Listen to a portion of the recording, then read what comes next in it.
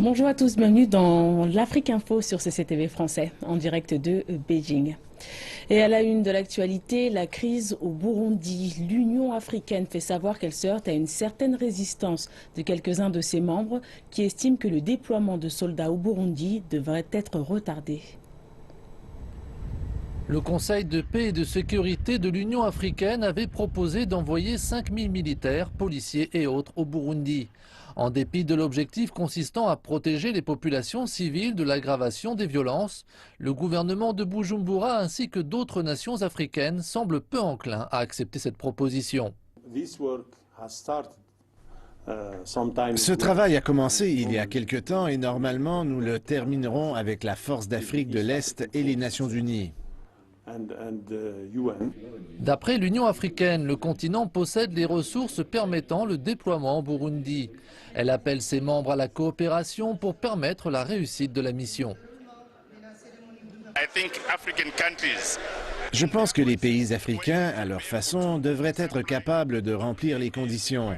Certains pourraient fournir des soldats, d'autres du personnel de santé et d'autres encore des officiers de police. Ainsi, la capacité est potentiellement présente. Il s'agit de travailler à une mission précise.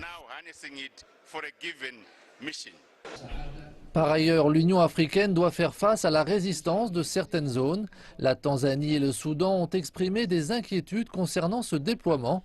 Le ministre soudanais de la Défense, Yahya Mohamed, a déclaré que malgré l'insatisfaction du Soudan au sujet du projet de l'Union africaine au Burundi, son pays y participera en dépêchant des observateurs militaires et des civils dans le cadre de cette mission. Le Soudan reste engagé dans l'ensemble des activités de paix et de sécurité en Afrique. Il a déjà annoncé qu'il accepte de mobiliser 120 observateurs militaires et autres civils de compositions variées qui intégreront la force d'Afrique de l'Est. Alors que l'Assemblée de l'Union à Addis Abeba aura lieu à la fin du mois, les responsables de l'Union africaine ont des difficultés à proposer un projet concret visant à soutenir le déploiement des troupes au Burundi. Lors de cette assemblée, un forum avec le président Pierre Nkurunziza ou avec ses principaux conseillers aura lieu. Il sera peut-être l'occasion d'exprimer son opposition à ce déploiement. Au Nigeria, la lutte contre la corruption a permis de recouvrir plusieurs milliards de dollars d'argent public. Le porte-parole du président Muhammadu Buhari, Garba Shehu, a déclaré que le gouvernement avait tenu sa promesse d'éradiquer la corruption, mais les critiques persistent. Le climat économique est difficile au Nigeria. Le prix du pétrole brut, la principale source de revenus du pays, est en chute libre mondialement et ses ressources sont taxées par une administration corrompue. La corruption concernait également des individus proches du président. Il a fait preuve d'un détachement complet par rapport à ces personnes et a permis à la procédure de suivre son cours. Donc nous sommes ici engagés dans une campagne très sérieuse et très vigoureuse contre la corruption. Le président n'épargnera personne. La mission que s'est donnée le président Muhammadu Buhari de récupérer les fonds publics volés a touché aux plus hautes sphères de l'administration. L'enquête a été menée auprès de la compagnie nationale pétrolière, la NNPC, et s'est soldée par l'arrestation d'un ancien conseiller en matière de sécurité, Sambo Dasuki. Il est accusé d'avoir détourné plus de 2 milliards de dollars dans le cadre d'accords de vente d'armes. À l'heure actuelle, il plaide non coupable. Le porte-parole du président rappelle qu'il ne s'agit pas ici d'une campagne menée seulement à l'encontre des membres de l'opposition. Le président a montré qu'il ne craignait d'inculper personne dans le pays. L'opposition pense qu'elle est visée par cette campagne, mais tout cela a une explication logique. Ils viennent de terminer leur mandat. Or, les fonds publics que nous récupérons dans notre combat contre la corruption, nous les récupérons auprès des personnes qui faisaient récemment partie du gouvernement.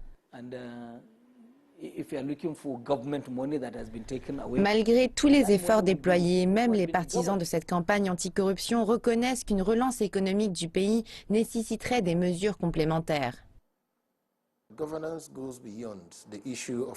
Pour l'instant, les mesures gouvernementales ont pris pour cible principale la corruption. C'est bien, mais il ne faut pas oublier que nous avons une monnaie qui dégringole à l'heure actuelle et rien de concret n'a été mis en place pour pallier à cela. Les personnes corrompues vont être poursuivies en justice, mais ce n'est pas suffisant. La corruption est un phénomène persistant au Nigeria et son éradication demandera un travail de longue haleine. Les autorités gouvernementales constatent que la corruption a significativement diminué depuis l'entrée en fonction du président Buhari. Bien que la campagne s'avère efficace sur le territoire national, la plupart des fonds détournés se trouvent encore hors de portée du gouvernement dans des comptes bancaires à l'étranger. Une motion de censure a été déposée contre le président sud-africain Jacob Zuma. Ce vote de confiance fait suite au remaniement de son gouvernement qui est intervenu l'année dernière. Il est reproché à M. Zuma d'avoir envoyé 2 ministres des Finances en moins d'une semaine, ce qui a déstabilisé les marchés et a affaibli la monnaie locale. Ce week-end, le président Jacob Zuma a déclaré que les marchés avaient réagi de manière disproportionnée à son remaniement gouvernemental. En quelques heures seulement, le rand a perdu 9% supplémentaire par rapport au dollar. Le parti au pouvoir, celui du Congrès national africain, estime que Zuma ne peut être tenu responsable pour la réaction des marchés. Mais le parti d'opposition principal semble déterminé à obtenir sa démission. Nous voulons arriver au point où tous les partis présents au Parlement réalisent qu'il a échoué et que lorsque l'on échoue, il est normal de laisser la place à quelqu'un qui est capable et compétent, quelqu'un qui serait en mesure d'améliorer la vie des Sud-Africains. L'Alliance démocratique a déposé une motion de censure à son encontre auprès du président du Parlement. Ce n'est pas la première fois que le parti s'attaque au président de cette manière. En septembre 2015, l'Alliance démocratique avait déposé sans succès une motion de censure contre Zuma. Les commentateurs sont convaincus que l'Alliance démocratique sait d'ores et déjà que celle-ci ne sera pas adoptée non plus. Le parti du Congrès national africain dispose d'une large majorité au Parlement. Lors de la dernière motion de censure, 221 députés avaient voté contre le désaveu du président, ce qui représente le double des voix exprimées en faveur de sa démission. Ils ne le font pas parce qu'ils vont gagner, ils le font parce que cela pourra leur servir de levier politique lors d'une élection à venir. Chaque motion de censure laisse une trace et leur servira à faire valoir les échecs du gouvernement actuel et leurs réactions. L'Alliance démocratique a demandé un débat parlementaire de toute urgence. La date de ce débat reste encore à définir. Et le nouveau ministre sud-africain des Finances, Pravin Gordhan, a déclaré que le pays faisait face à des temps difficiles, à l'instar de tous les marchés émergents, bien que ces derniers aient soutenu les pays développés lors de la crise financière de 2008. Pravin Gordhan s'exprimait lors d'une réunion spéciale du cabinet sur l'économie du pays et a exposé plusieurs des défis auxquels le pays était confronté. Il a notamment abordé le cas des entreprises d'État, telles que la compagnie aérienne nationale South African Airways, pour lesquelles les aides gouvernementales ont été réduites, faisant passer la cagnotte de 900 millions de dollars à tout juste 130 millions. Idéalement, dans un délai aussi court que possible, elle doit pouvoir fonctionner sans aide. Et cela ne s'applique pas seulement à South Africa Airways, cela s'applique à toutes les compagnies publiques. Leur dépendance vis-à-vis des finances de l'État dans la période qui vient est quelque chose qui doit être véritablement surveillé. Elles doivent se maintenir toutes seules et en fait, elles doivent payer des dividendes à l'État. Nous, au sein du Trésor, travaillons avec les équipes de SAA afin de nous assurer qu'elles peuvent gérer leur liquidité de manière appropriée afin qu'elles ne se retrouvent pas avec des problèmes de liquidité. Cela se déroule sur une base hebdomadaire.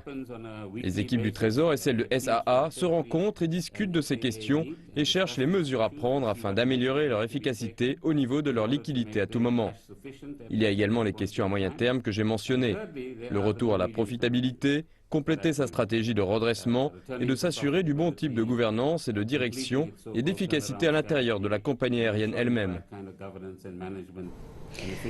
Et à quelques jours de la visite du président chinois Xi Jinping au Caire, le ministère égyptien du Logement a signé un protocole d'accord avec une entreprise chinoise.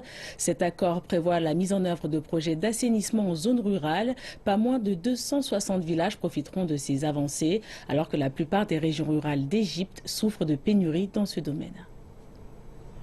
Le système de distribution d'eau potable est accessible à 97% des foyers égyptiens. Dans les villes du pays, on bénéficie d'une infrastructure sanitaire adéquate, alors que 85% des zones rurales égyptiennes n'y ont pas accès. Dans la plupart de ces endroits, on déplore un excès de déchets que le sol ne peut absorber. Récemment, le gouvernement a initié un programme visant à mettre sur pied des infrastructures d'assainissement dans ces mêmes régions.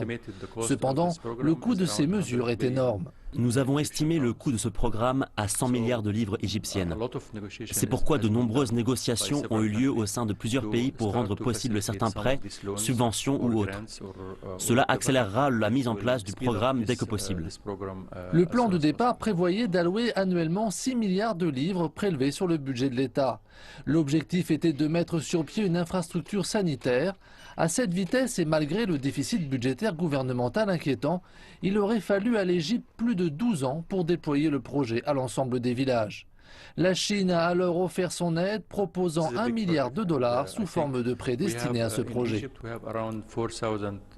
Il s'agit d'un grand projet et je pense qu'en Égypte, il y a environ 4000 villages. Donc j'estime qu'1 milliard de dollars participeront significativement au soutien de ce programme tout en l'accélérant. Le prêt à taux réduit chinois représente 8% du budget prévisionnel égyptien alloué à ce programme. Celui-ci couvrira 260 des 3400 villages qui ont besoin d'infrastructures sanitaires. Ce projet a été rendu possible par l'accord d'un partenariat stratégique signé l'an dernier par Xi Jinping et Abdel Fattah el-Sisi, respectivement présidents chinois et égyptiens. L'Égypte a mis en œuvre un projet d'envergure pour le pays, un projet qui court jusqu'en 2037. Il donne la priorité aux villages qui ont un besoin urgent d'infrastructures sanitaires. Il permet également de prévoir les besoins nationaux dans ce domaine jusqu'au terme de ce projet.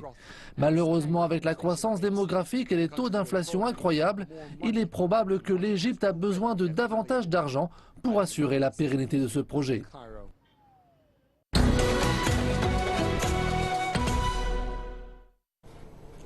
Merci de nous retrouver pour la deuxième partie de cette édition. Nous reprenons au Zimbabwe où le gouvernement a pris des mesures pour éviter une crise alimentaire imminente. Le Bureau national des acquisitions a autorisé le Bureau de gestion des céréales à importer de façon urgente 230 000 tonnes de maïs du voisin zambien.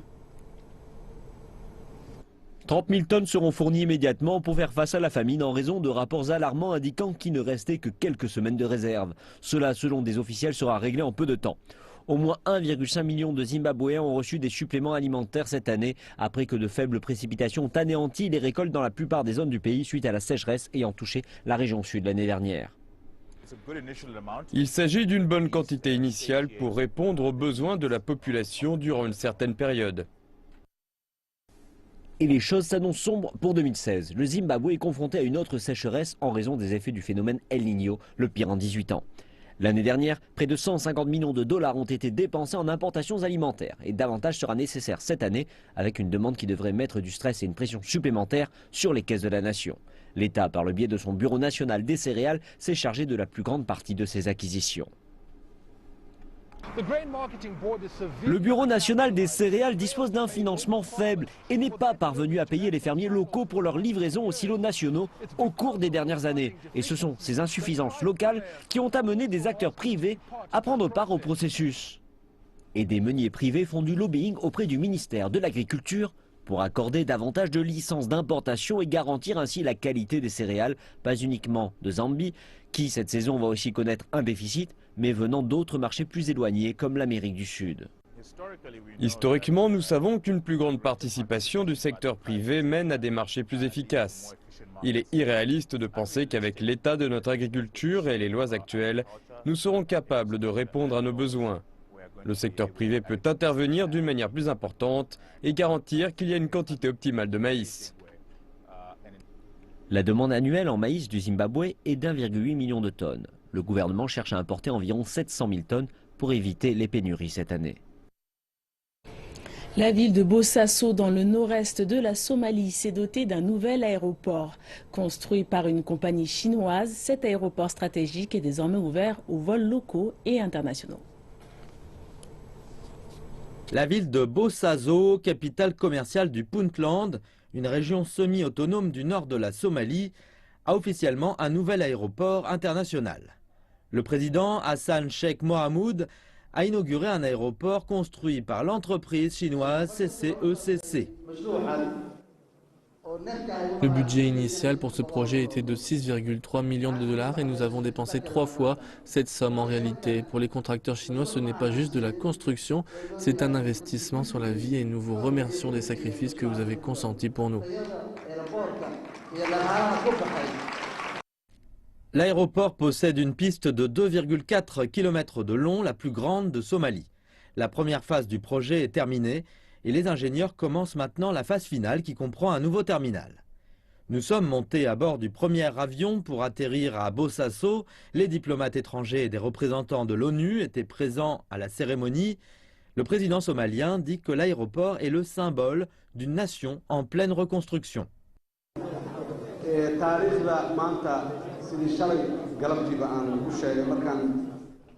Je remercie tous ceux qui ont joué un rôle dans la réalisation de cette histoire à succès. C'est un progrès important, pas seulement pour la population du Puntland, mais pour la République de Somalie. Nous revenons de loin et nous allons travailler sans relâche jusqu'à ce que la nation soit reconstruite. Le projet a été terminé en moins d'1 an. C'est le premier réalisé par une entreprise chinoise en Somalie depuis la chute du gouvernement central. L'ambassadeur dit que son pays soutient la Somalie. Il a même donné un discours dans la langue locale.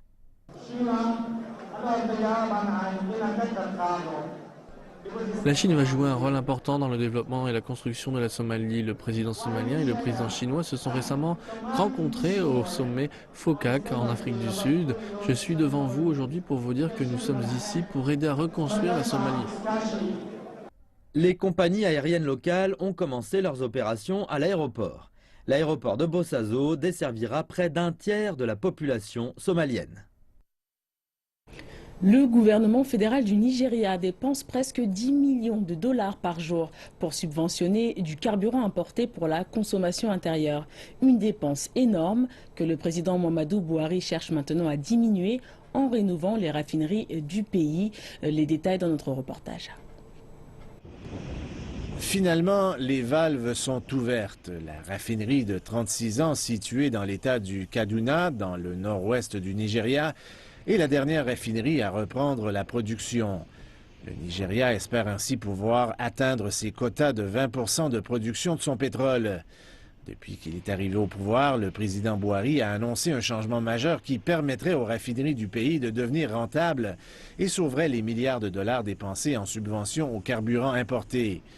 Même si elles ne fonctionnent pas encore à pleine capacité, les opérateurs disent ici que les opérations dans les raffineries ont, en peu de temps, facilité les choses. Depuis les quelques jours que nous sommes en opération, nous avons pu constater qu'il n'y a plus de file d'attente dans les stations-service. C'est la contribution que notre raffinerie amène dans la région et surtout dans le nord du pays. Nous sommes présentement à 60% de notre capacité de production. Nous produisons entre 1,6 million de litres et 2 millions de litres d'essence chaque jour. La raffinerie de Kaduna a été construite pour desservir en carburant le nord du pays.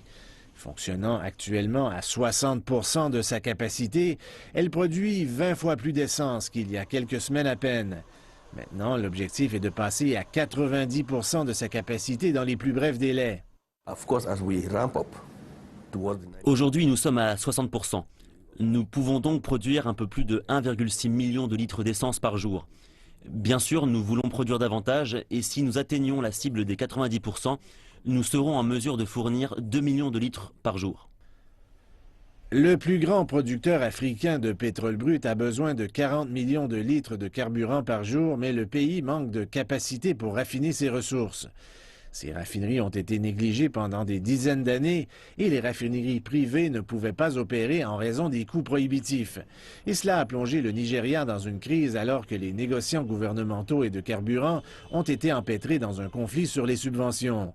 Les ventes de pétrole brut comptent pour plus de 70% des revenus totaux du pays et pour plus de 90% de ses revenus en devises étrangères. Mais ces deux sources de revenus ont été diminuées de façon importante ces dernières années. L'économie du pays a échappé à la récession en décembre et l'administration actuelle tient à éliminer le coûteux programme de subvention et toute la corruption qui y est associée. Mais le plus important, c'est de s'assurer que les citoyens du pays auront de l'essence à mettre dans leurs véhicules. Et l'économie nigérienne est affaiblie par la baisse des prix du pétrole. De nombreux Nigérians ressentent désormais les effets de cette baisse et doivent revoir leurs habitudes de consommation à la baisse. Les Nigériens ont une forte attirance pour les voitures de luxe. Les rues de la capitale en sont pleines, de différentes formes et tailles. Toutefois, certains propriétaires de ces voitures, comme Alex Oji, commencent à les remplacer. Il a eu cette voiture pendant près de 2 ans et il la revend pour presque la moitié de son prix d'origine. Son choix s'est porté sur une voiture moins onéreuse qui sera plus facile à entretenir. J'adore les voitures de luxe, mais l'économie n'est pas stable et pas adaptée pour entretenir une voiture si chère. Ce n'est plus raisonnable. C'est pourquoi je suis venu ici pour la vendre, pour avoir une voiture plus petite et plus pratique. Nombreux comme Alex font face à des défis similaires. Ils abandonnent leur voiture de luxe en la vendant ou en l'échangeant. Beaucoup ont bénéficié du boom du pétrole, assez pour dépenser des millions dans une voiture luxueuse. Mais dernièrement, le manque de liquidité dans le pays s'est fait ressentir et les prix du pétrole, qui est vital pour l'économie du pays, sont tombés à 32 $ le baril. Et les acheteurs traditionnels recherchent des alternatives aux revendeurs de brut. La situation n'est pas meilleure pour les concessionnaires qui ont beaucoup de stocks. Nous avons ce problème dans le système où les gens rapportent leur voiture d'une valeur de 8 millions de naira. Que se passe-t-il avec l'économie maintenant? Les gens ramènent leurs voitures pour les vendre. C'est juste parce qu'il n'y a plus d'argent en circulation.